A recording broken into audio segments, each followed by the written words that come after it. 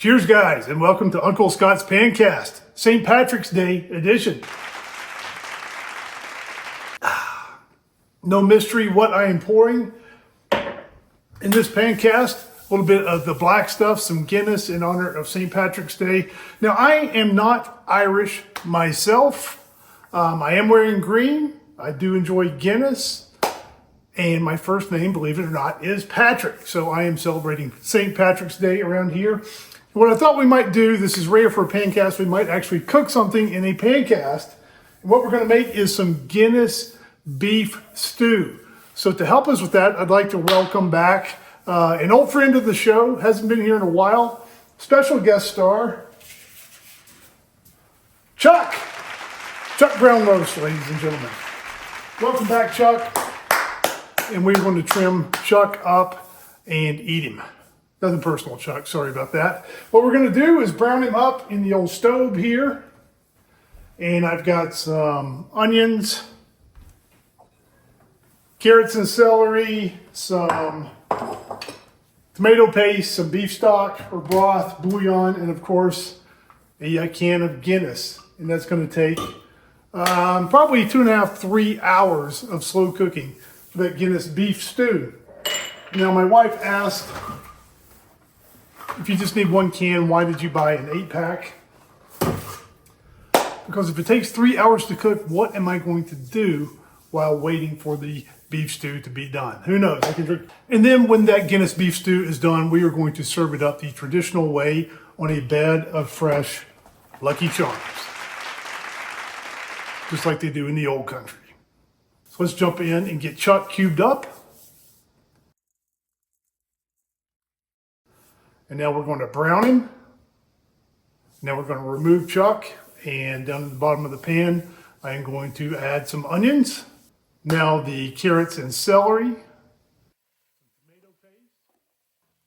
Some tomato paste.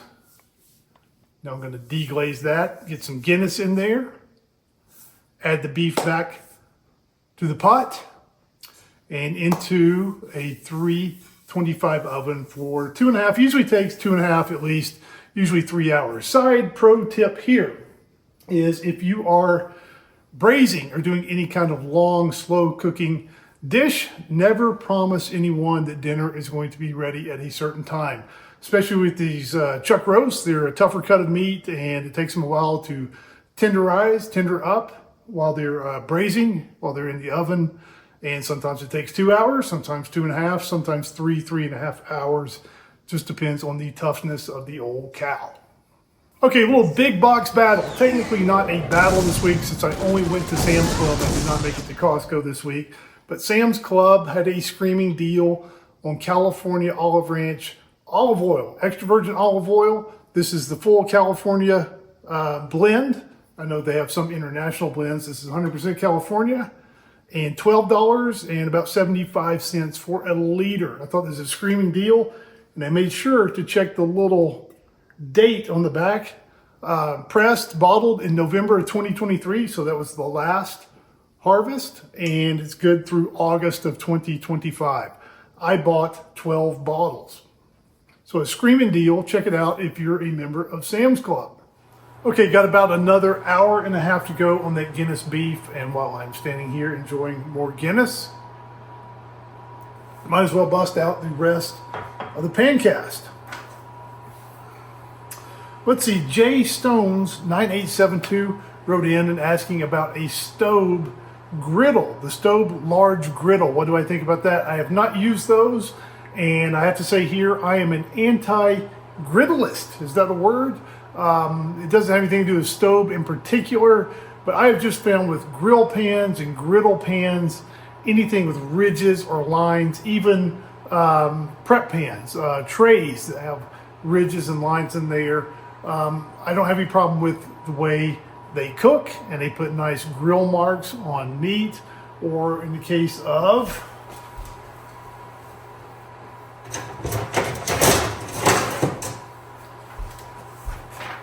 a prep tray like this guy that has ridges on there, I find that the cleanup is just awful and it makes me despise the pans no matter how well they cook. So no, not commenting on the stove in particular, but I do not like any type of griddle or grill pans, just due to the cleanup. Let's see, Ariel, NIV8651 wrote in asking about this Debrouille omelet pan. He's thinking about getting one and asked if it is a good pan for steaks and burgers. I'm going to have to say no here. It doesn't have anything to do with the quality or the metal or the cooking performance. Those are all great. It's just the size. If you just want to cook one pretty big burger or maybe a filet, it would be okay. But if you're going to do multiple burgers or bigger steaks, I would much rather have at least an 11-inch pan. This guy is I believe 9.5. I would go at least 11-inch in that Debrouille Mineral B series, and I think you'll have a lot better luck. Let's see, Peter Kloos, may be mispronouncing that, wrote in about the Thermoworks deal, and he jumped on it, and I highly encourage people to jump on it if you need these guys. Thermoworks running a deal just through March 22nd, so a few days left. If you get a Thermopin 1 and a Pro Surface Thermometer, add them to your cart and use code Uncle Scott 25, you get 25% off the whole order there, and that translates into roughly $67 or $68 of savings. So I think a good deal if you're looking for some good thermometers. And there will be an affiliate link to that deal below. Ends March 22nd, so jump on it if you're on the fence. Eggs. I have apparently caused a worldwide controversy on egg temperatures, and I mentioned that lots of times in Europe, eggs have a membrane, they're not washed, and they're left at room temperature. Viking Shaver wrote in from Denmark and said that their eggs in Denmark indeed do go to grocery stores and they're washed. So what I want to do is kind of change the worldwide pronouncement on egg temperature for cooking breakfast. If your eggs are in a refrigerator and almost frozen and very cold, then let them warm up. Kind of an if-then loop, like I learned in my basic programming for Commodore 64 back in the day. If your eggs are already at room temperature and already warm, then you don't need to let them warm up, regardless of where you are on planet Earth. And I'm sure this is going to cause a controversy in a new way, which I am not expecting. Okay, carbon steel seasoning. I got several emails this week on darkening in pans. How do you take a pan and turn it dark? Some people are having trouble. No matter what they do, it seems like their carbon steel stays a light brown, won't turn that dark brown. A couple ways to do it. One, you can just not worry about it and just cook and let it change over time. One thing you need to remember here is that sometimes that darkening occurs depending on the temperature you cook at and what you cook. So if you are going to sear a steak or a hamburger or red meat at a relatively higher temperature, especially on a gas stove top, you will get a lot of quick darkening in on your carbon steel. It's kind of one of the tricks. And one of the manufacturers, I don't remember which one, in their instructions said if you want a really dark pan, cook red meat at high temperature on a gas stove top 10 times in a row. Now, most of us at home are not going to cook a steak or burgers or whatever 10 times in a row in one day. So it takes a while, but you can go with the red meat high temperature method. If you want to kind of jumpstart the process and not do the red meat high temperature, what you can do is stand at a stove top, and I really don't recommend this for almost everyone. There are a few people that might benefit from this, and you can just kind of dab some oil on a wad of paper towels, heat the pan up, let that oil smoke, wipe it out until it looks dry, let the pan cool down, and just repeat that. As a matter of fact, I did that with a pan, this guy, and kind of turned it into a work of art pan. It took me about 4 hours standing in a cloud of smoking oil, so I don't recommend it for health reasons there. And it works great though. So I got a nice slick dark seasoning. Eggs were fantastic with it. Then I cooked some fish and it pulled some seasoning off. So I don't recommend doing that, turning your pan into a work of art pan, unless you're going to use it only for eggs.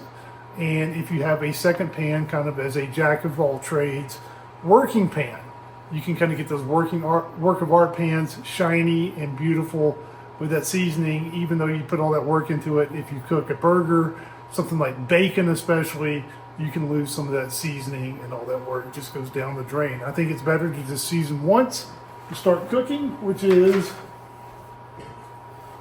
what this pan is. So it's blotchy, it's not dark, but eggs don't stick, and I only seasoned that pan one time, and it took less than 15 minutes. I think that's a much better way to go. But for those who want to turn a pan jet black, shiny, and kind of keep it as a work of art pan, if you really want to do it, I'll do a video sometime and show you exactly how I do it. Let's see, we talked about that Serious Eats article on carbon steel skillets last time, and I don't want to start too much of a controversy.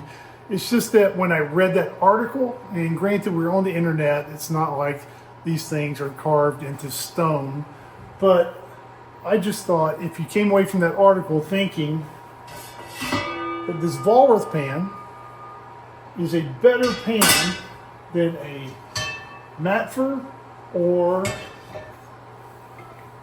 a De Bouillet, which was not even included, or a Smitty, I just don't think that's good advice for the standard home cook. Now these Walrus, these are more geared towards the restaurant industry. And if you were a restaurant manager and purchasing 40, 50 pans for back of the house restaurant operations for a couple of restaurants, the Walrus may be just fine. I don't think it's a good pan, or at least not better than these other pans for someone cooking at home, and especially someone learning to use carbon steel. But it's an opinion, and we all have one. With those Emile Henry baking pans I showed last week, I mentioned that America's Test Kitchen did not recommend them. Got several comments on America's Test Kitchen. Some people were a little critical of America's Test Kitchen. I actually really like America's Test Kitchen. Their recipe books, their cookbooks are top notch, and I've had great luck with those. And that's kind of in a roundabout way. America's Test Kitchen is the reason I have a YouTube channel, because my wife saw a carbon steel skillet on one of their programs and knew I liked to cook and bought me one, and that kind of got the entire thing started. So I always have a soft spot in my heart for America's Test Kitchen. See, John Harper 257 said they spend a lot of time on things like non-stick skillets. And it doesn't bother me too much, because I think America's Test Kitchen, and this is just my opinion after watching them, they go after the mass market. And fortunately or unfortunately, lots of people in America like those non-stick skillets. Lots of people use them. And I don't blame America's Test Kitchen for going after that mass market. The good thing about it is it leaves room for kind of niche sites like this one here, Uncle Scott's Kitchen. We might get into the weeds of carbon steel seasoning, or talk about some obscure 10-line copper pan stuff that if you're going for the mass market, you don't have time to cover, and it kind of leaves room for some of us little guys with the niche sites. So I am actually a big fan of America's Test Kitchen. And I like their, when they review ingredients and they have their little taste tests, all those things they review you can find at your local supermarket. So they are definitely going after the mass market. They're not reviewing some obscure foreign spice that you can only order on the internet. If I were to throw out one suggestion, it would be to include items from Costco and Sam's in their taste tests, because lots of people have the Warehouse Club memberships, and I like to know how some of those warehouse products stack up. These are stove enamel cast iron Dutch ovens. I noticed these last weekend at Park City Mountain Resort. Took my son up skiing, and we stopped at the Mid-Mountain Lodge for some chili. And for the prices they charge for chili at Park City Mountain Resort, I'm a little surprised they went with the blue color rather than solid gold. Okay, happy St. Patrick's Day weekend. Be careful, be safe out there, especially if you raise the wrist. Thank you for watching, and we'll see you again next time on Uncle Scott's Pancast.